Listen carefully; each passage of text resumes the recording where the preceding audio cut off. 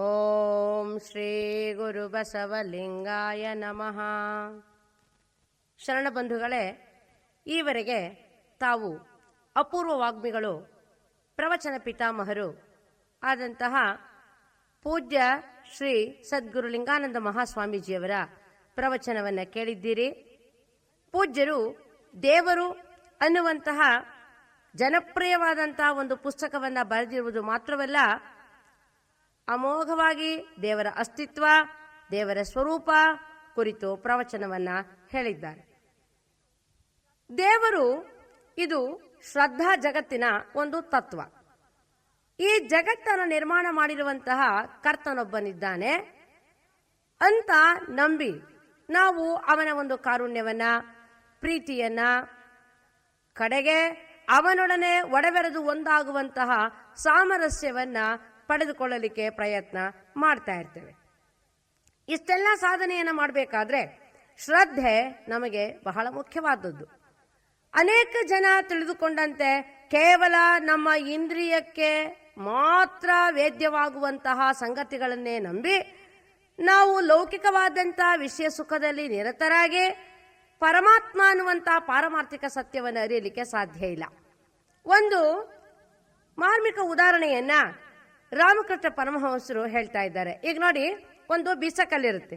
ಈ ಬೀಸಕಲ್ಲಿನಲ್ಲಿ ಎರಡು ಭಾಗಗಳಿರುತ್ತೆ. ಒಂದು ಮೇಲ್ಗಡೆ ಸತತವಾಗಿ ತಿರುಗ್ತಾ ಇರುವಂತಹ ಕಲ್ಲು, ಕೆಳಗಡೆ ತಾನು ತಿರುಗದೆ ಸ್ಥಿರವಾಗಿ ನಿಂತಿರುವಂತಹ ಒಂದು ಕಲ್ಲು. ನಾವು ಕಾಳುಗಳನ್ನ ಮೇಲ್ಗಡೆಯಿಂದ ಹಿಂಗೆ ಗುಕ್ಕು ಅಂತ ಹಾಕ್ತೇವೆ. ಹಾಕ್ತಾ ಹೋದಾಗ ಏನಾಗ್ತಾ ಇದೆ, ಕಾಳು ಕೆಳಗಡೆ ಬಿದ್ದು ಅದು ಪುಡಿ ಪುಡಿಯಾಗಿ ಅಂದ್ರ ಕಡೆಗೆ ಹಿಟ್ಟಾಗಿ ಆಮೇಲೆ ಬೀಸಕಲ್ಲಿನ ಹೊಟ್ಟೆಯಿಂದ ಅದು ಪಕ್ಕದಲ್ಲಿ ಉದುರ್ತಾ ಹೋಗ್ತಾ ಇದೆ. ನಾವು ಸ್ವಲ್ಪ ಹೊತ್ತಿನ ಮೇಲೆ ಮೇಲ್ಗಡೆಯ ಕಲ್ಲನ್ನ ಹಿಂಗೆ ಎತ್ತಿ ನೋಡಿದ್ರೆ ಆಗ ಕೆಲವು ಕಾಳುಗಳೇನಾಗ್ತವೆ ಅಂತಂದ್ರೆ, ಈ ತಳಗೂಟ ಅಂತ ಒಂದಿರುತ್ತೆ ಮಧ್ಯದಲ್ಲಿ, ಆ ತಳಗೂಟದ ಸುತ್ತಲೂ ಕೂತಿರ್ತವೆ. ಅವು ಉಂಡೆಯಾಗೇ ಇರ್ತವೆ, ಅವು ಪುಡಿ ಆಗಿರೋದೇ ಇಲ್ಲ. ಆಮೇಲೆ ಪುನಃ ಅವನ್ನ ತೆಗಿತೀವಿ, ಮತ್ತೆ ಅದನ್ನ ಗುಕ್ಕಿನ ರೂಪದಲ್ಲಿ ಹಾಕ್ತಿವಿ, ಅದು ಹಿಟ್ಟಾಗತ್ತೆ. ಆ ವಿಷಯ ಬೇರೆ. ಹಾಗೆ ನಮ್ಮ ಕಣ್ಣೆದುರಿಗೆ ಎರಡು ರೀತಿಯ ಜಗತ್ತುಂಟು. ಒಂದು ತೋರಿಕೆಯ ಜಗತ್ತು, ಇನ್ನೊಂದು ಇರುವಿಕೆಯ ಜಗತ್ತು. ಅಂದರೆ ಅಪಿಯರೆನ್ಸ್ ಅಂಡ್ ರಿಯಾಲಿಟಿ ಅಂತ ನಾವು ಇವಕ್ಕೆ ಕರಿಬಹುದು. ಈಗ ನಮ್ಮ ಕಣ್ಣೆದುರಿಗೆ ತೋರುವಂತಹ ಜಗತ್ತು ಹೇಗಿದೆ ರೀ ಅಂದ್ರೆ, ಇದು ತಿರುಗುವಂತಹ ಬೀಸೋ ಕಲ್ಲು ಇದ್ದ ಹಾಗಿದೆ. ಆ ನಂತರ ಒಂದು ಪರಮ ಸತ್ಯವಾಗಿ ಪರಮಾತ್ಮನೇ ಹೇಗಿದ್ದಾನೆ ಅಂತಂದ್ರೆ, ಈ ತೋರಿಕೆಯ ಜಗತ್ತಿನ ಹಿಂದೆ ಇರುವಿಕೆಯಾಗಿ ಸ್ಥಿರವಾಗಿ ಅಚಲನಾಗಿ ಇದ್ದಾನೆ. ಈ ರೀತಿ ಇದ್ದಾಗ ಯಾರು ತಿರುಗುವ ಚಕ್ರದ ಕೆಳಗಡೆಗೆ ಬೀಳುವರೋ, ಅಂದರೆ ತೋರಿಕೆಯ ಜಗತ್ತಿನ ಇಂದ್ರಿಯಾತ್ಮಕವಾದಂತಹ ಸುಖಕ್ಕೆ ಯಾರು ಬೀಳುವರೋ ಅವರು ಪುಡುಪುಡಿ ಆಗ್ತಾ ಇದ್ದಾರೆ, ಹಿಟ್ಟಾಗ್ತಾ ಇದ್ದಾರೆ. ಆದ್ರೆ ಯಾರು ಈ ತಿರುಗುವ ಚಕ್ರಕ್ಕೆ ಸಿಕ್ಕಿ ಬೀಳದೆಯೇ ಉಳಿತಾರೋ ಅವರು ಹಾಗೆಯೇ ಪರಿಪೂರ್ಣಾತ್ಮರಾಗಿ ಉಳಿತಾ ಇದ್ದಾರೆ.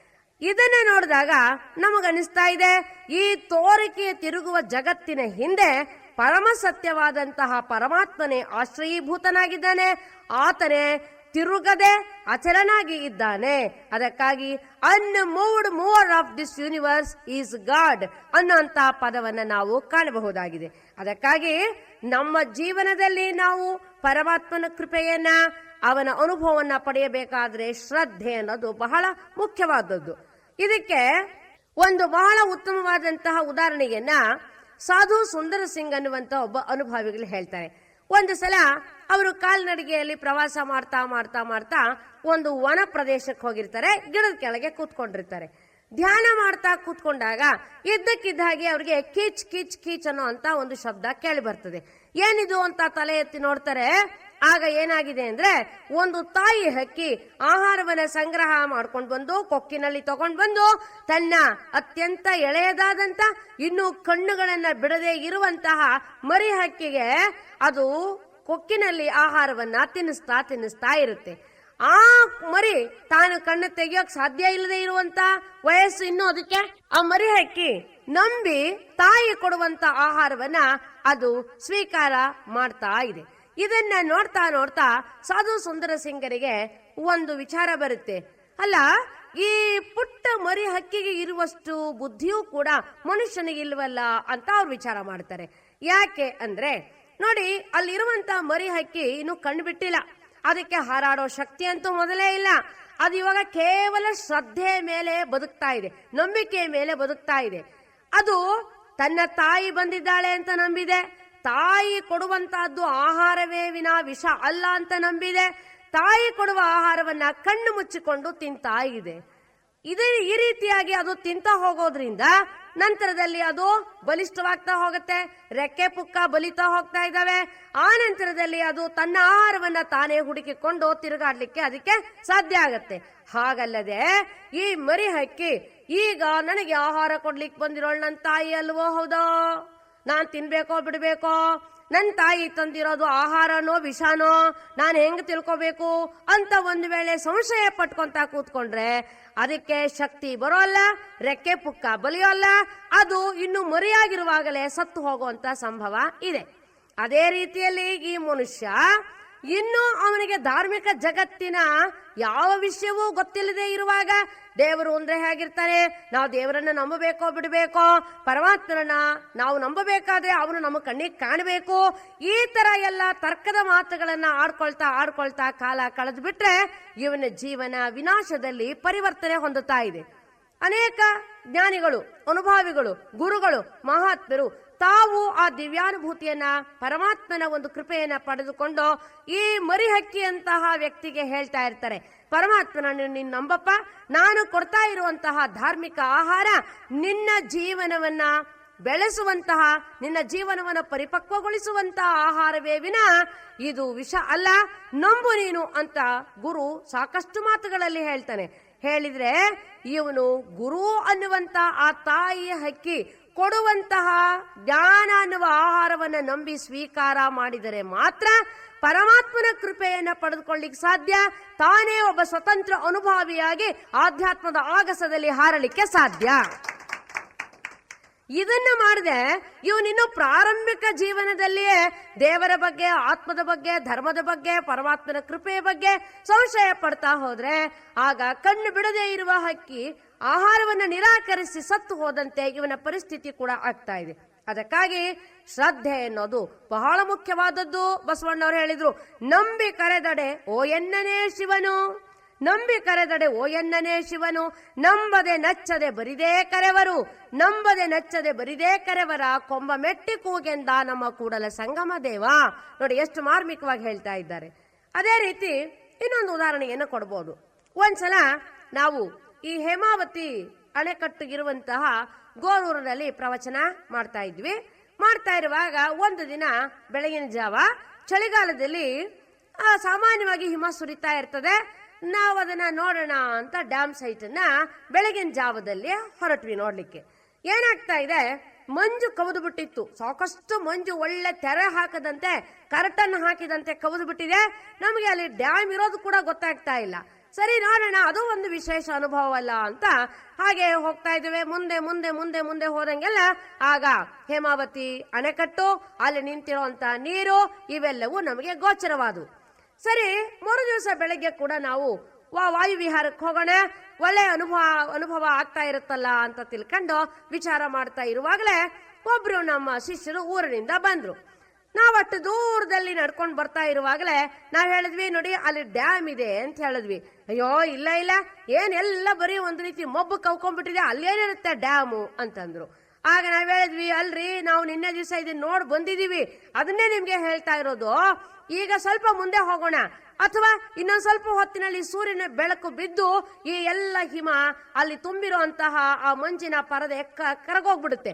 ಅದು ಕರಗೋದಾಗ ನಿಮಗೆ ಡ್ಯಾಮ್ ಕಂಡೇ ಕಾಣುತ್ತೀರಿ ಅಂತ ನಾವು ಹೇಳಿದ್ವಿ. ಆಗ ಥಟ್ಟನೆ ನನಗೆ ಒಂದು ವಿಶೇಷವಾದಂತ ಸ್ಫುರಣ ಹೊಳೆಯಿತು. ಜ್ಞಾನಿಗಳು, ಅನುಭಾವಿಗಳು ಕೂಡ ತಾವು ಪರಮಾತ್ಮ ಅನ್ನುವಂತ ಪರಮ ಸತ್ಯವನ್ನ ತಾವು ಕಂಡಿರ್ತಾರೆ. ಕಂಡು ಈ ಮಾತನ್ನ ಇದೇ ಈಗ ಸಾಧನಾ ಮಾರ್ಗದಲ್ಲಿ ಇರುವಂತ ಶಿಷ್ಯರಿಗೆ ಹೇಳ್ತಾರೆ. ಆದ್ರೆ ಅವರಲ್ಲಿ ಅಜ್ಞಾನ ಅನ್ನುವಂತ ಒಂದು ಮಂಜಿನ ಪರದೆ ಏನು ಕೌದಿರುತ್ತೋ ಅವರಂತಾರೆ, ಇಲ್ಲ ಇಲ್ಲ ಇಲ್ಲ ಇಲ್ಲ, ಇಲ್ಲೆಲ್ಲ ನೋಡಿ ಬರೀ ಮಂಜು ತುಂಬಿಕೊಂಡಿದೆ, ಅಲ್ಲೇನು ಡ್ಯಾಮ್ ಇದೆ ಅಂತ ಹೇಳ್ತಾರೆ. ಆದರೆ ಯಾವಾಗ ಜ್ಞಾನ ಸೂರ್ಯನ ಬೆಳಕು, ಶಾಸ್ತ್ರಜ್ಞಾನ, ಅನುಭವ ಜ್ಞಾನ, ಗುರು ಕೊಡುವಂತಹ ಪ್ರವಚನ ಜ್ಞಾನ, ಈ ಎಲ್ಲ ಜ್ಞಾನದ ಬೆಳಕು ಬೀಳ್ತಾ ಬೀಳ್ತಾ ಹೋದಾಗ ಅಜ್ಞಾನ ಅನ್ನುವಂತ ಮಂಜಿನ ಪರದೆ ಹರಿತಾ ಹೋಗ್ತದೆ. ಅಲ್ಲಿ ಹೆಂಗೆ ಡ್ಯಾಮು ಗೋಚರವಾಯಿತೋ ಹಾಗೆ ಪರಮಾತ್ಮ ಅನ್ನುವ ಪರಮ ಸತ್ಯ ಗೋಚರವಾಗತ್ತೆ. ಆದ್ರೆ ಅಲ್ಲಿ ತನಕ ನಾವು ಹೇಳಿದ ಮಾತಿನಲ್ಲಿ ಅವ್ರಿಗೆ ಶ್ರದ್ಧೆ ಇರಬೇಕು ತಾನೆ. ಸೂರ್ಯನ ಬೆಳಕು ಬೀಳೋ ತನಕ ಶ್ರದ್ಧೆ ಇರಬೇಕು. ಹೌದು, ಅವಾಗ ಹಿಮ ಕರಗತ್ತೆ. ಇಲ್ಲ, ನಾವು ಹೇಳ್ತೇವೆ ಬನ್ನಿ ನಾವು ಕರ್ಕೊಂಡೋಗಿ ತೋರಿಸ್ತೀವಿ ನಿಮ್ಗೆ ಅಲ್ಲಿ ಡ್ಯಾಮ್ ಇದೆ ಅಂತಾಗ ನಮ್ಮ ಮಾತಿನಲ್ಲಿ ವಿಶ್ವಾಸ ಇಟ್ಟು ನಮ್ಮ ಜೊತೆಗೆ ಅವ್ರು ಬರಬೇಕು. ಅಂದ್ರೆ ಮಾತ್ರ ಅವರು ನೋಡ್ಲಿಕ್ಕೆ ಸಾಧ್ಯ. ಇಲ್ಲದೆ ಇದ್ರೆ ಮಂಜಿನ ಪರದೆ ಆವರಣ ನೋಡಿ ಅಲ್ಲಿ ಡ್ಯಾಮು ಇಲ್ಲ ಎಂತದ್ದು ಇಲ್ಲ ಅಂತ ವಾಪಸ್ ಹೋದ್ರೆ ಆಗ ಅವರಲ್ಲಿ ಮುಂದಿನ ಸಾಧನೆ ಸಾಧ್ಯ ಆಗಲ್ಲ ಅನ್ನೋದನ್ನ ನಾವು ಸರಿಯಾಗಿ ತಿಳ್ಕೊಳ್ಬೇಕು. ಇನ್ನೂ ಒಂದು ಉದಾಹರಣೆಯನ್ನ ಕೊಡೋಣ. ಇದು ಬಹಳ ಒಳ್ಳೆ ಉದಾಹರಣೆ. ಹೀಂಗ ಒಂದು ಊರೊಳಗೆ ಒಬ್ಬ ಗುರು ಇದ್ದ. ಆ ಗುರುವಿನ ಹತ್ರ ಇಬ್ರು ಮುಮುಕ್ಷಗಳಿದ್ರು, ಸಾಧಕರಿದ್ರು. ಅವನೇನ್ ಮಾಡ್ದ, ಈ ಇಬ್ರು ಮುಮುಕ್ಷಗಳಿಗೆ ಅತ್ಯಂತ ರುಚಿಯಾದಂತ 2 ಮಲಗೋವ ಮಾವಿನ ಹಣ್ಣು, ಮಲಗೋವ ಅಂತಾರ ತಿಳ್ಕೊಳ್ಳಿ, ರಸ್ಪುರಿ ಅಂತಾರ ತಿಳ್ಕೊಳ್ಳಿ, 2 ಬಹಳ ಅಮೂಲ್ಯವಾದ ಮಾವಿನ ಹಣ್ಣುಗಳನ್ನ ಇಬ್ರು ಶಿಷ್ಯರ ಕೈಯಲ್ಲಿ ಕೊಟ್ಟಂದ್ರು, ನೋಡ್ರಪ್ಪ ಇಲ್ಲಿ ಇರುವ ಈ 2 ಮಾವಿನ ಹಣ್ಣಿನಲ್ಲಿ ಅತ್ಯಂತ ರುಚಿಕಟ್ಟಾದ ಸಾವಿರಾರು ಲಕ್ಷಾಂತರ ಮಾವಿನ ಹಣ್ಣುಗಳನ್ನು ಕೊಡುವಂತ ಸಾಮರ್ಥ್ಯ ಇದೆ ಅಂತ ಹೇಳಿದ್ರು. ಹೇಳಿದಾಗ ಒಬ್ಬ ಶಿಷ್ಯ ಅಂದ, ಅಯ್ಯೋ ನಮ್ ಗುರುಗಳಿಗೆ ವಯಸ್ಸಾಗ್ತಾ ಬಂತು, ಅವರಿಗೆ ಅರಳು ಮರಳು ಅಂತ ಕಾಣುತ್ತೆ, ಇದ್ರಲ್ಲೇ ಅಂತದಿದೆ, ಸಾವಿರಾರು ಲಕ್ಷಾಂತರ ಮಾವಿನ ಹಣ್ಣು ಕೊಡೋ ಶಕ್ತಿ ಇದೆ ಇದಕ್ಕೆ, ಅಯ್ಯೋ ಬಿಡೋ, ಏನೋ ಗುರುಗಳು ವಯಸ್ಸಾಗಿದೆ ಹೇಳ್ತಾರೆ ಸಾಕು ಅಂತಂದು ಅವನೇನ್ ಮಾಡ್ದ, ಸರಸರ ಹೋದ, ಆ ಸಿಪ್ಪೆ ತೆಗೆದ, ತಿರುಳನ್ನ ತಿಂದ, ಆ ಹಣ್ಣನ್ನೇನ್ ಮಾಡ್ದ, ಒಳಗಡೆ ಓಟೆ ಅಂತ ಇರುತ್ತಲ್ಲ ಮಾವಿನ ಹಣ್ಣಿನಲ್ಲಿ ಒಂದು ಓಟೆ, ಆ ಓಟೆಯನ್ನ ಏನ್ ಮಾಡ್ದ, ಅದನ್ನ ಬಿಸಾಡ್ದ ಎಲ್ಲ ತಗೊಂಡೋಗಿ. ಇನ್ನೊಬ್ಬ ಅಂದ, ಗುರುಗಳು ಹೇಳ್ಬೇಕಾದ್ರೆ ಅವರು ಅದನ್ನ ಒಂದು ಸತ್ಯವನ್ನ ಕಂಡುಕೊಂಡೇ ಹೇಳ್ತಾರೆ, ಅವ್ರು ಯಾಕೆ ನಮಗೆ ಸುಳ್ಳು ಹೇಳ್ತಾರೆ, ಸ್ವಾರ್ಥಿಗಳಲ್ಲ. ಆದ್ರಿಂದ ನೋಡೋಣ, ಗುರುಗಳ ಮಾತನ್ನ ನಾನು ಪರೀಕ್ಷೆ ಮಾಡಬೇಕು ಅಂತ ತಿಳ್ಕೊಂಡು ಏನ್ ಮಾಡ್ದ, ಒಳಗಡೆಯ ತಿರುಳನ್ನೆಲ್ಲ ತಿಂದ, ಆ ಓಟ ಏನಿತ್ತು ಅದನ್ನ ಬಿಸಾಡ್ಲಿಲ್ಲ, ತಗೊಂಡೋಗಿ ಆಶ್ರಮದಲ್ಲಿ ಒಂದು ಮೂಲೆಯಲ್ಲಿ ಎಲ್ಲೋ ಒಂದು ಜಾಗದಲ್ಲಿ ಏನ್ ಮಾಡ್ದ, ನಟ್ಟ. ಅದನ್ನ ಭೂಮಿಯಲ್ಲಿ ಯಾವಾಗ ನಟ್ಟನ ಕೆಲವೇ ದಿನಗಳ ಮೇಲೆ ಮಾವಿನ ಹಣ್ಣಿಂದು ಆ ಓಟೆಯಿಂದ ಒಂದು ಮೊಳಕೆ ಹೊಡಿತು. ಕೆಲವೇ ವರ್ಷಗಳಲ್ಲಿ ಅದು ಮರ ಆಯ್ತು. ಒಂದ್ಸಲ ನೋಡ್ತಾ ಇದ್ದಾರೆ, ಏನು ಮರದ ತುಂಬ ಹಣ್ಣು ಹಣ್ಣು ಹಣ್ಣು ಹಣ್ಣು ತುಂಬಿ ತುಂಬಿ ತುಳುಕ್ತಾ ಇದ್ದಾವೆ. ಹಾಗೆ ಗುರು ಏನ್ ಹೇಳ್ತಾ ಇದ್ದಾನಪ್ಪ ಅಂತಂದ್ರೆ, ನೋಡಪ್ಪ, ಈ ಮಾವಿನ ಹಣ್ಣಿನಲ್ಲಿ ಓಟೆ ಹೇಗಿದೆಯೋ ಹಾಗೆ ನಿನ್ನ ಶರೀರ ಅನ್ನುವಂತ ಹಣ್ಣಿನಲ್ಲಿ ಪರಮಾತ್ಮನ ಒಂದು ಅಂಶೀಭೂತ ಚೈತನ್ಯವಾದ ಆತ್ಮ ಅನ್ನುವಂತ ಓಟೆ ಇದೆ. ಇದು ಪರಮಾತ್ಮನ ಮತ್ತೊಂದು ಅಂಶವೇ. ಆದ್ದರಿಂದ ನೀನು ನಂಬಿ ಸಾಧನೆಯನ್ನ ಮಾಡ್ತಾ ಮಾಡ್ತಾ ಹೋಗು. ಮೊದಲು ನೀನು ಆತ್ಮ ಸಾಕ್ಷಾತ್ಕಾರವನ್ನ ಮಾಡ್ಕೊಂಡಿದ್ದೆ, ಆದ್ರೆ ನಂತರ ಪರಮಾತ್ಮ ಸಾಕ್ಷಾತ್ಕಾರ ಮುಂದಿನ ಹಂತ ನಿನಗೆ ಲಭ್ಯವಾಗ್ತಾ ಇದೆ. ಯಾಕೆಂದ್ರೆ ಈಗ ನೋಡ್ರಿ, ಒಂದು ಸಮುದ್ರ ಇದೆ. ಈ ಸಮುದ್ರದ ನೀರು ಯಾವ ಯಾವ ಧಾತುಗಳಿಂದ ಕೂಡಿದೆ ಅನ್ನೋದನ್ನು ಪರೀಕ್ಷೆ ಮಾಡಬೇಕಾದ್ರೆ ನಾವುಗಳು ಇಡೀ ಸಮುದ್ರವನ್ನೇ ಅನಲೈಸ್ ಮಾಡಕ್ ಹೋಗಲ್ಲ. ಮಾಡ್ತಾರೇನು? ಇಡೀ ಸಮುದ್ರಕ್ಕೆ ಪ್ರಯೋಗ ಮಾಡ್ಲಿಕ್ಕೆ ಹೋಗೋದಿಲ್ಲ. ಒಂದು ಸ್ವಲ್ಪ ನೀರನ್ನು ತಗೊಳ್ತಾರೆ, ಟೆಸ್ಟ್ ಟ್ಯೂಬ್ ನಲ್ಲಿ ಹಾಕೊಳ್ತಾರೆ. ಆ ಟೆಸ್ಟ್ ಟ್ಯೂಬ್ ನಲ್ಲಿ ಇರುವಂತ ನೀರನ್ನ ಪರೀಕ್ಷೆ ಮಾಡ್ತಾ ಹೋಗ್ತಾರೆ. ಟೆಸ್ಟ್ ಟ್ಯೂಬಿನಲ್ಲಿ ಸಮುದ್ರದ ನೀರು ಏನು ಸೀಮಿತವಾಗಿದೆಯೋ ಈ ನೀರನ್ನ ಪರೀಕ್ಷೆ ಮಾಡಿದಾಗ ಸಮುದ್ರದ ನೀರಿನಲ್ಲಿ ಇರುವ ಗುಣಗಳೆಲ್ಲವೂ ನಮಗೆ ಗೊತ್ತಾಗ್ತಾ ಇವೆ. ಹಾಗೆ ಮಾನವ ಶರೀರ ಅನ್ನುವಂತ ಟೆಸ್ಟ್ ಟ್ಯೂಬಿನಲ್ಲಿ ಇರುವ ಒಳಗಿರುವ ಆತ್ಮತತ್ವ ಅನ್ನುವ ಧಾತುವನ್ನ ತಿಳಿದುಕೊಂಡದ್ದೇ ಆದ್ರೆ ಪರಮಾತ್ಮ ಅನ್ನುವ ಸಮುದ್ರವನ್ನು ನಾವು ತಿಳ್ಕೊಳ್ಳಿಕ್ಕೆ ಸಾಧ್ಯ ಆಗುತ್ತೆ. ಈ ರೀತಿ ಹೇಳಿ ನಿನ್ನಲ್ಲಿ ಆ ಪರಮಾತ್ಮನ ಒಂದು ಅಂಶವಿದೆ, ಆದ್ದರಿಂದ ನೀನು ಇದರ ಸಾಕ್ಷಾತ್ಕಾರ ಮಾಡ್ಕೋ ಅಂತ ಹೇಳಿ ಗುರು ಹೇಳ್ತಾನೆ. ಹೇಳಿದಾಗ ನಾಸ್ತಿಕನಾದವನೇನಂತಾನೆ, ಅಯ್ಯಯ್ಯ ಈ ಶರೀರ ಅನ್ನೋ ಮಾವನಣ್ಣಲ್ಲಿ ಆತ್ಮ ಅನ್ನೋ ಓಟ ಇದೆಯಂತೆ, ಇದು ಪರಮಾತ್ಮನ ಒಂದು ಅಂಶವಂತೆ, ಎಲ್ಲಾದ್ರೂ ಸತ್ಯವೇ? ಅಯ್ಯೋ ನಮ್ಮ ಅಪ್ಪ ಅಮ್ಮನಿಂದ ನಾವು ಹುಟ್ಟಿದ್ದೇವೆ, ಒಂದು ದಿನ ನಮ್ಮ ಆಯುಷ್ಯ ಮುಗಿತಾ ಇದ್ದ ಹಾಗೆ ಸತ್ತು ಮಣ್ಣಲ್ಲಿ ಮಣ್ಣಾಗ್ತೇವೆ, ಇದಕ್ಕಿಂತ ಎಂಥದೂ ಇಲ್ಲ ಅಂತಾನೆ. ಅವನೇನ್ ಮಾಡ್ತಾನೆ, ಜೀವನದ ಸುಖ ಅನ್ನುವಂತ ವಿಷಯ ಸುಖ ಅನ್ನೋ ತಿರುಳನ್ನ ತಿಂದು ಈ ಆತ್ಮತತ್ವ ಅನ್ನೋ ಓಟೆಯನ್ನ ನಿರ್ಲಕ್ಷ್ಯದಿಂದ ಬಿಸಾಡ್ಬಿಡ್ತಾನೆ. ಯಾರು? ಭೋಗವಾದಿ, ವಿಷಯಾಸಕ್ತ. ಆದ್ರೆ ಆಧ್ಯಾತ್ಮವಾದಿ ಏನ್ ಮಾಡ್ತಾನೆ ಅಂದ್ರೆ, ಗುರುಗಳು, ಜ್ಞಾನಿಗಳು, ಶಾಸ್ತ್ರಗಳು ಈ ರೀತಿ ಹೇಳ್ತಾ ಇದ್ದಾವೆ ಎಂದಾಗ ಇರಬಹುದು. ಮಾನವ ಶರೀರ ಅನ್ನುವಂತ ಈ ಮಾವಿನ ಹಣ್ಣಿನಲ್ಲಿ ಆತ್ಮ ಅನ್ನುವ ಓಟ ಇದೆ, ಅದು ಅತ್ಯಂತ ಶಕ್ತಿಶಾಲಿಯಾಗಿದೆ ಅಂತ ತಿಳ್ಕೊಂಡು ನಂಬಿ ಏನು ಮಾಡ್ತಾನೆ, ಅವನು ತನ್ನ ಜೀವನದಲ್ಲಿ ಸಾಧನೆಯನ್ನ ಪ್ರಾರಂಭ ಮಾಡ್ತಾನೆ. ಇದಕ್ಕೆ ಭಕ್ತಿ ಅನ್ನೋ ನೀರನ್ನ ಹಾಕ್ತಾನೆ, ಸದಾಚಾರ ಅನ್ನೋ ಗೊಬ್ಬರವನ್ನ ಹಾಕ್ತಾನೆ, ಜ್ಞಾನ ಅನ್ನುವಂತ ಸೂರ್ಯ ಕಿರಣವನ್ನ ಕೊಡ್ತಾ ಹೋಗ್ತಾನೆ.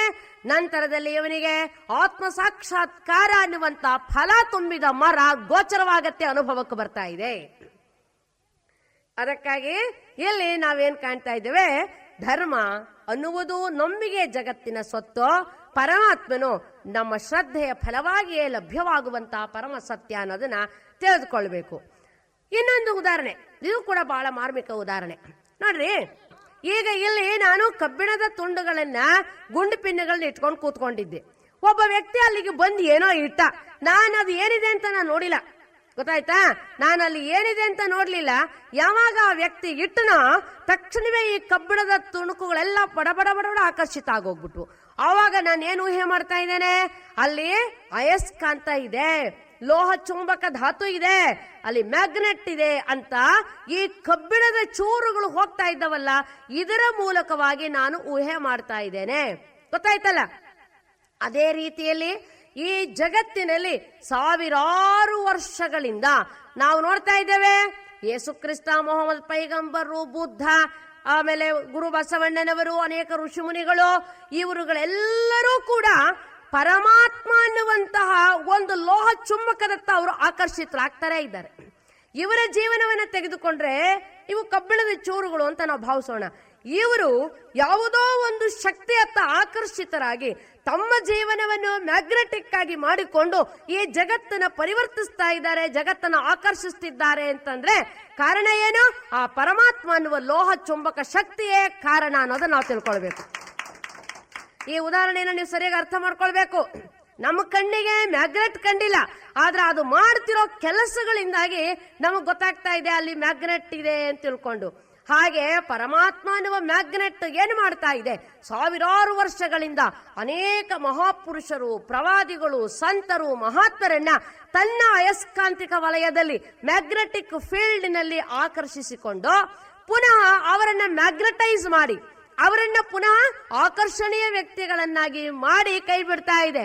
ಆ ಮ್ಯಾಗ್ನೆಟಿಕ್ ಪರ್ಸನಾಲಿಟೀಸ್, ಇಂತಹ ಗುರು ಬಸವಣ್ಣನಂತಹ ಲೋಹ ಚುಂಬಕ ವ್ಯಕ್ತಿತ್ವ ಇರುವಂತಹ ವ್ಯಕ್ತಿಗಳು ಪರಮಾತ್ಮನ ಅನುಗ್ರಹದಿಂದ ತಾವು ಇಂತಹ ಮಟ್ಟವನ್ನ ಪಡೆದುಕೊಂಡು ಪುನಃ ಜಗತ್ತನ್ನ ಆಕರ್ಷಿಸಬಲ್ಲಂತಹ ಸಾಮರ್ಥ್ಯವನ್ನ ಹೊಂದಿರುತ್ತಾರೆ. ಇದನ್ನು ನೋಡಿದಾಗ್ಲೂ ಕೂಡ ಪರಮಾತ್ಮ ಒಂದು ವೇಳೆ ಸುಳ್ಳಾಗಿದ್ರೆ ಇಂತಹ ಶಕ್ತಿ ಹೇಗೆ ಇವರಿಗೆಲ್ಲ ಬರ್ತಿತ್ತು? ಹೌದಲ್ಲ?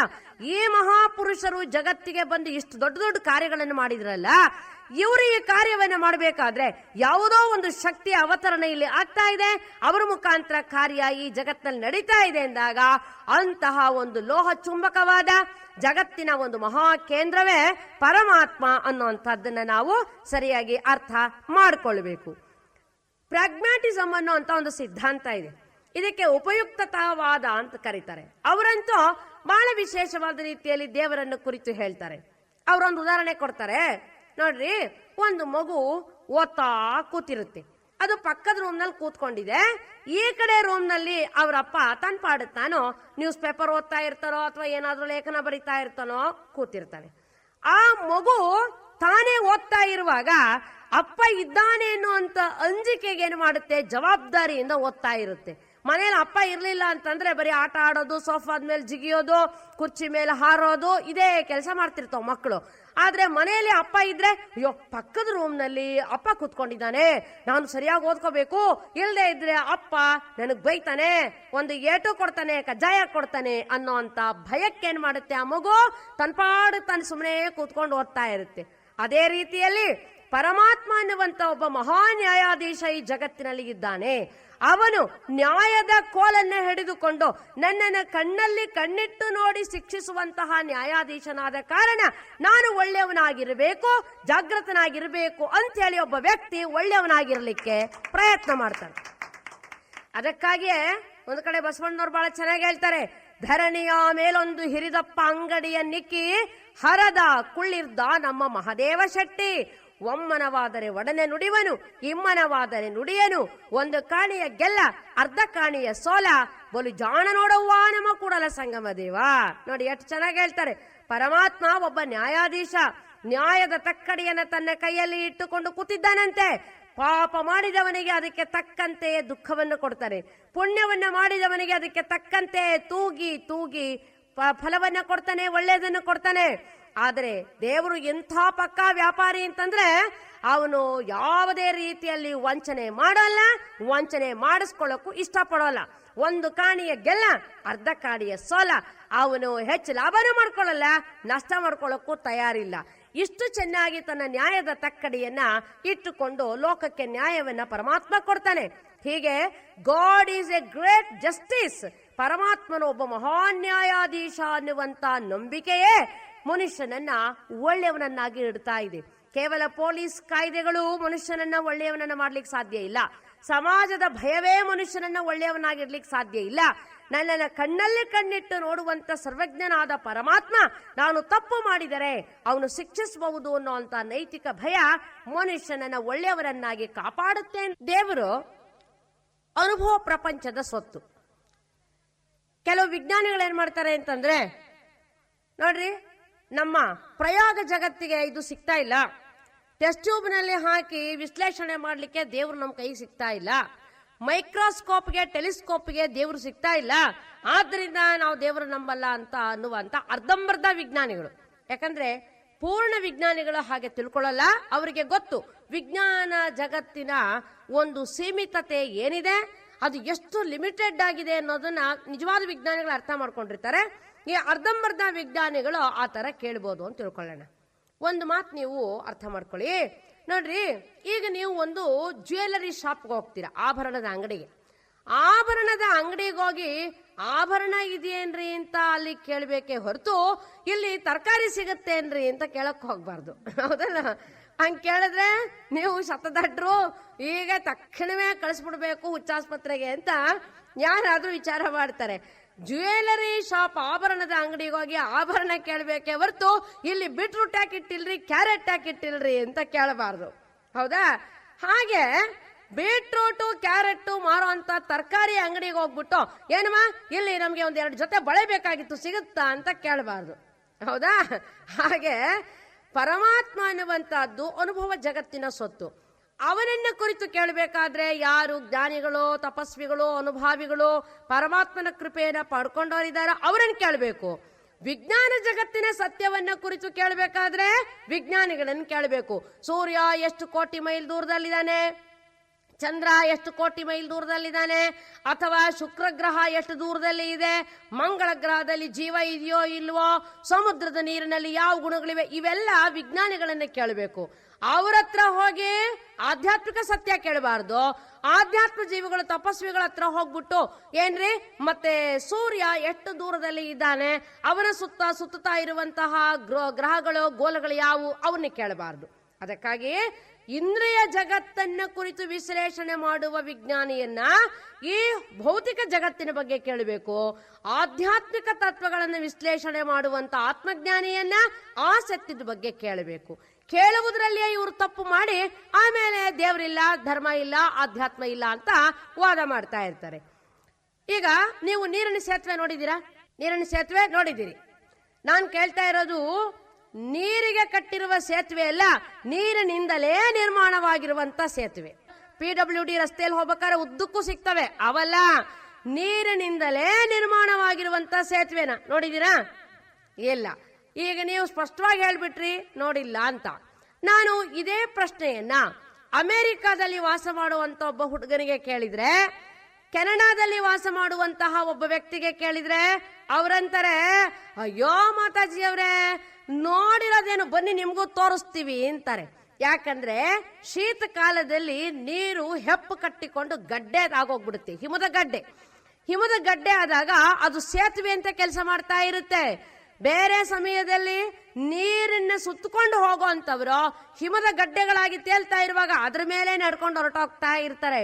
ಅವಾಗ ಅದು ನೀರು ಸೇತುವೆಯಂತೆ ಕೆಲಸ ಮಾಡ್ತಾ ಇರುತ್ತೆ, ಗೊತ್ತಾಯ್ತಲ್ಲ? ಈಗ ನಾವು ಹಿಮಾಲಯದಲ್ಲೇ ನೋಡೋಣ. ಈಗ ಗಂಗಾ ನದಿ ಮುಂತಾದ ಅದು ಹಿಮಾಲಯದ ಒಳಭಾಗದಲ್ಲಿ ಹೋದಾಗ ಹೆಪ್ಪುಗಟ್ಟು ಬಿಟ್ಟಿರ್ತದೆ. ಹೆಪ್ಪುಗಟ್ಟಿದ ಸನ್ನಿವೇಶದಲ್ಲಿ ಅದ್ರ ಮೇಲೆ ಒಬ್ಬ ವ್ಯಕ್ತಿ ಸುಖವಾಗಿ ನಡೆದಾಡ್ಬೋದು, ಇಷ್ಟೇ ಇಲ್ಲ ಒಂದು ಕುದುರೆನ ಸಹಿತ ಓಡಿಸ್ಬೋದಂತೆ, ಅಷ್ಟು ಗಟ್ಟಿಯಾಗಿರುತ್ತದು. ಅಂದರೆ ಉಷ್ಣವಲಯದಲ್ಲಿ ವಾಸ ಮಾಡುವಂತ ಒಬ್ಬ ವ್ಯಕ್ತಿಗೆ ಈ ನೀರಿನಿಂದಲೇ ನಿರ್ಮಾಣವಾಗಿರುವ ಸೇತುವೆ ಒಂದು ಕಲ್ಪನೆ, ಭ್ರಾಂತಿ, ಸಾಧ್ಯನೇ ಇಲ್ಲ. ಯಾಕಂದ್ರೆ ಇವನಿಗೆ ಎಂದೂ ಅದನ್ನ ನೋಡಿಲ್ಲ, ಊಹೆ ಕೂಡ ಮಾಡ್ಕೊಳಕ್ ಸಾಧ್ಯ ಇಲ್ಲ. ಶೀತ ವಲಯದಲ್ಲಿ ವಾಸ ಮಾಡುವಂತ ವ್ಯಕ್ತಿಗೆ ಇಂತಹ ನೀರಿನಿಂದ ನಿರ್ಮಾಣವಾದಂತ ಒಂದು ಸೇತುವೆ ಪರಮ ಸತ್ಯ. ಯಾಕೆ? ಅವನು ಚಳಿಗಾಲದ ಸಮಯದಲ್ಲಿ ನೋಡಿರ್ತಾನೆ, ದಿನನಿತ್ಯ ಹಿಮದ ಗಡ್ಡೆಗಳು ಇರ್ತವೆ, ಅವ ಮೇಲೆ ಓಡಾಡಿರ್ತಾರೆ, ಅವರು ನೋಡಿರ್ತಾರೆ. ಹಾಗೆಯೇ ವಿಜ್ಞಾನಿ ಇಂದ್ರಿಯ ಜಗತ್ತು ಅನ್ನುವಂತ ಉಷ್ಣವಲಯದಲ್ಲಿ ವಾಸ ಮಾಡುವಂತ ವ್ಯಕ್ತಿ, ಆತ್ಮಜ್ಞಾನಿ ಪಾರಮಾರ್ಥ ಜಗತ್ತು ಅನ್ನುವ ಶೀತ ವಲಯದಲ್ಲಿ ವಾಸ ಮಾಡುವ ವ್ಯಕ್ತಿ, ಇಂದ್ರಿಯ ಜಗತ್ತಿನಲ್ಲಿ ವಾಸ ಮಾಡುವಂತ ಕೇವಲ ಪ್ರಯೋಗಾತ್ಮಕವಾಗಿ ಸತ್ಯವನ್ನು ಅರಿತುಕೊಳ್ಳುವಂತಹ ವಿಜ್ಞಾನಿ ಪರಮಾತ್ಮ ಅನ್ನುವಂತ ಪಾರಮಾರ್ಥಿಕ ಜಗತ್ತಿನ ಸತ್ಯವನ್ನು ಕುರಿತು ಮಾತನಾಡಲಾರ, ಅನುಭವದಿಂದ ಹೇಳಲಾರ. ಆದರೆ ಆತ್ಮಜ್ಞಾನಿ ಆ ದಿವ್ಯಾನುಭವದಲ್ಲೇ ಅವನು ಸದಾಕಾಲ ನಿರತನಾಗೋದ್ರಿಂದ ಪರಮಾತ್ಮ ಅನ್ನುವ ನೀರಿನಿಂದ ನಿರ್ಮಾಣವಾದ ಸೇತುವೆಯನ್ನು ಯಾವ ರೀತಿ ಒಬ್ಬ ಶೀತ ವಲಯದ ವ್ಯಕ್ತಿ ನಂಬುತ್ತಾನೋ ಹಾಗೆ ಆತ್ಮಜ್ಞಾನಿ ಪರಮಾತ್ಮ ಅನ್ನುವ ಪರಮ ಸತ್ಯವನ್ನ ದೃಢವಾಗಿ ನಂಬಿ ನಿಮಗೂ ಸ್ಥಿರೀಕರಿಸ್ತಾನೆ. ಆ ಕಾರಣಕ್ಕೆ ಒಂದು ಬಹಳ ಮೋಜಿನ ಮಾತಿದೆ. ಈಗ ನೋಡಿ, ದೇವರು ಇಲ್ಲ ಅನ್ನುವುದರಲ್ಲಿ ದೇವರು ಇದ್ದಾನೆ ಅನ್ನೋದಕ್ಕೆ ಒಂದು ಬಹಳ ಮಹತ್ವಪೂರ್ಣವಾದಂತ ವಾಕ್ಯ ಬರುತ್ತೆ. ನೀವು ಬರೀರಿ, ಗಾಡ್ ಈಸ್ ನೋ ವೇರ್. ಒಬ್ಬ ವಕೀಲ ಇದ್ದ, ಅವನು ಭಾರಿ ವಾದ ಮಾಡ್ತಾ ಇದ್ದ. ಅವನು ದೇವರನ್ನ ನಂಬ್ತಾ ಇರಲಿಲ್ಲ, ಅವನಿಗೆ ದೇವರ ಒಂದು ಅನುಭವದಲ್ಲಿ ಶ್ರದ್ಧೆ ಇಲ್ಲ, ದೇವರ ಕೃಪೆಯಲ್ಲಿ ಶ್ರದ್ಧೆ ಇಲ್ಲ ಇಂಥವನು. ಅವನ ಮಗ ಬಹಳ ಅಧ್ಯಾತ್ಮ ಜೀವಿ ಇದ್ದ. ಅವನು ಪೂಜ್ಯ ಲಿಂಗಾನಂದ ಸ್ವಾಮೀಜಿಯವರ ಪ್ರವಚನವನ್ನ ಕೇಳಲಿಕ್ಕೆ ಹೋಗ್ತಾ ಇದ್ದ. ಒಳ್ಳೆ ಸಮಯ ಸಿಕ್ಕದಾಗೆಲ್ಲ ಹೋಗಿ ಪೂಜ್ಯ ಗುರುಗಳ ಸೇವೆ ಮಾಡಬೇಕು ಅನ್ನೋವನು. ಅವನೇ ನೋಡಿದ್ರೆ ಚಿಕ್ಕ ಹುಡುಗ ಇದ್ರು ಕೂಡ ಪೂಜಾ ಮಾಡೋದು ಕೇಳ್ತೀರಾ, ಮಂತ್ರ ಜಪ ಮಾಡೋದು ಕೇಳ್ತೀರಾ, ಧಾರ್ಮಿಕ ಸಾಹಿತ್ಯ ಇದೆಲ್ಲ ಓದೋದು ಮಾಡ್ತಾ ಇದ್ದ. ಒಂದಿನ ಏನಾಯ್ತು, ಲಿಂಗಾನಂದ ಸ್ವಾಮೀಜಿಯವರು ದೇವರ ಅಸ್ತಿತ್ವ, ದೇವರ ಸ್ವರೂಪ ಅನ್ನೋ ಪ್ರವಚನನ ಅಮೋಘವಾಗಿ ಹೇಳಿದ್ರು. ಅದನ್ನ ಕೇಳಿ ಆ ಹುಡುಗನಿಗೆ ತುಂಬಾ ಸಂತೋಷ ಆಯ್ತು. ನಮ್ಮ ಅಪ್ಪನಿಗೂ ಏನಾದ್ರೂ ಮಾಡಿ ದೇವರಲ್ಲಿ ವಿಶ್ವಾಸ ಹುಟ್ಟಾಗಿ ನಾನು ಮಾಡ್ಬೇಕಲ್ಲ ಅಂತ ಅಪೇಕ್ಷೆ ಪಟ್ಕೊಂಡು ಮನೆಗೆ ಬಂದ.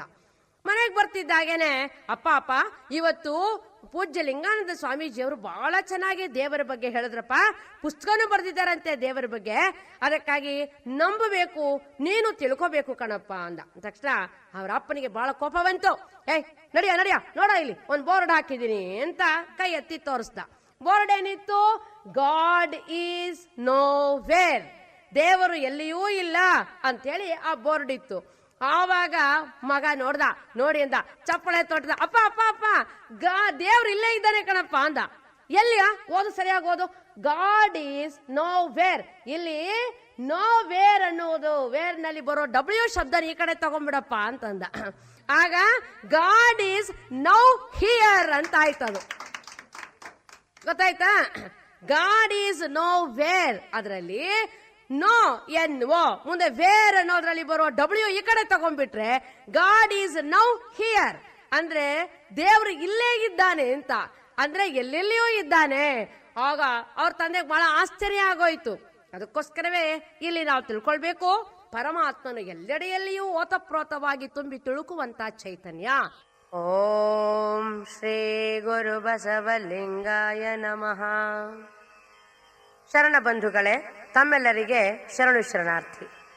ತಾವು ಈವರೆಗೆ ಅಪೂರ್ವ ವಾಗ್ಮಿಗಳು, ಕ್ರಾಂತಿಕಾರಕ ಧರ್ಮ ಪ್ರಸಾರಕರು, ವಿಶ್ವಧರ್ಮ ಪ್ರವಚನಕಾರರು, ಧಾರವಾಡದ ಜಗನ್ಮಾತಾ ಅಕ್ಕಮಹಾದೇವಿ ಪೀಠದ ಸಂಸ್ಥಾಪಕರು, ಬೆಂಗಳೂರಿನ ವಿಶ್ವ ಕಲ್ಯಾಣ ಮಿಷನ್ ಚೇರ್ಮನ್ನರು, ಕೂಡಲ ಸಂಗಮದ ಬಸವಧರ್ಮ ಪೀಠಾಧ್ಯಕ್ಷರು ಆದ ಪ್ರವಚನ ಪಿತಾಮಹ ಪೂಜ್ಯ ಶ್ರೀ ಶ್ರೀ ಸದ್ಗುರು ಲಿಂಗಾನಂದ ಮಹಾಸ್ವಾಮಿಗಳವರ ಪ್ರವಚನವನ್ನು ಕೇಳಿದ್ದೀರಿ. ಕೂಡಲ ಸಂಗಮದ ಬಸವಧರ್ಮ ಪೀಠದ ವಿವಿಧ ಯೋಜನೆಗಳಿಗೆ ಜನರಿಂದ ಕಾಣಿಕೆಯನ್ನು ಸಂಗ್ರಹಿಸಲು ಪೂಜ್ಯರು ಈ ಧ್ವನಿ ಸುರುಳಿಗಳನ್ನು ಮಾಡಲು ಒಪ್ಪಿಗೆ ನೀಡಿದ್ದಾರೆ. ಆದ್ದರಿಂದ ತಾವು ಉದಾರ ಮನಸ್ಸಿನಿಂದ ನಿಮ್ಮ ಭಕ್ತಿಪೂರ್ವಕವಾದ ಕಾಣಿಕೆಯನ್ನು ನಾವು ಸೂಚಿಸುವ ವಿಳಾಸಕ್ಕೆ ಕಳಿಸಿಕೊಡಬೇಕಾಗಿ ಕೋರುತ್ತೇವೆ. ಬಸವಧರ್ಮ ಪೀಠ, ಮಹಾಮನೆ, ಮಹಾಮಠ, ಕೂಡಲ ಸಂಗಮ, ತಾಲ್ಲೂಕ್ ಹುನಗುಂದ, ಜಿಲ್ಲಾ ಬಿಜಾಪುರ. ಇನ್ನೊಮ್ಮೆ ಕೇಳಿ, ಬಸವ ಧರ್ಮಪೀಠ, ಮಹಾಮನೆ ಮಹಾಮಠ, ಕೂಡಲ ಸಂಗಮ, ತಾಲ್ಲೂಕು ಹುನಗುಂದ, ಜಿಲ್ಲಾ ಬಿಜಾಪುರ. ವಿಶ್ವಗುರು ಮಂತ್ರಪುರುಷ ಬಸವಣ್ಣನವರು ತಮಗೆಲ್ಲ ಆಯುರಾರೋಗ್ಯ ಭಾಗ್ಯ ಸಕಲ ಸಂಪದವನ್ನು ನೀಡಲೆಂದು ಹೃತ್ಪೂರ್ವಕವಾಗಿ ಹಾರೈಸುತ್ತೇವೆ. ಜೈ ಗುರು ಬಸವೇಶ, ಹರ ಹರ ಮಹಾದೇವ್. ವಿಶ್ವಗುರು ಬಸವೇಶ್ವರ ಮಹಾರಾಜ್ ಕಿ ಜೈ.